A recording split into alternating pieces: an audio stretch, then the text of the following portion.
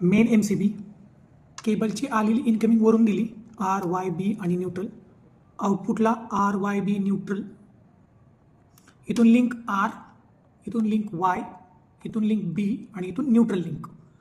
RCCB 40 ampere 100 milli ampere, इथून R phase ACच्या 2 pole MCBला, इथून R फेज सिंगल पोल MCBला 10 अँपियर लाईट आणि फॅनसाठी. हा सिंगल पोल MCB घेतला आपण. इथून न्यूट्रल आणि या Y आणि B ह्या 2 फेज पलीकडच्या लॅबला गेलेले आहेत, पलीकडे लॅबला गेलेत. सप्लायची न्यूट्रल, त्याच्यानंतर इथून आल्यानंतर वरून जाणे टोटल 2 न्यूट्रल इथं लावलेले आहेत.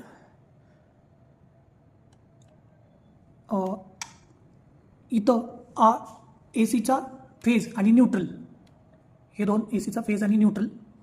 फेजसाठी वापरलेला कंडक्टर येलो होता आपला आणि न्यूट्रलसाठी वापरलेला ब्ल्यू होता. त्याच्यावरती टेप मारलेला आहे रेड कलरचा आणि ब्लॅक कलरचा. हा जो सप्लायचा 2.5 स्क्वेअर MM ची आपला कंडक्टर होता तो आहे, त्याच्यावरती पण रेड कलरचा टेप मारलेला आहे आणि न्यूट्रल इथून दिलेलं आहे. 5 कोअरमधून आलेली मेन अर्थिंग इथं जोडलेली. ही UPSसाठी डेडिकेटेड अर्थिंग जी होती ती आहे आणि सप्लाय बोर्डची अर्थिंग आणि अजून एक अर्थिंग, हे 2 एकत्र करून इथं अर्थिंग जोडलेले आहेत. 1 2 3 4 4 अर्थिंग इथं जोडलेले.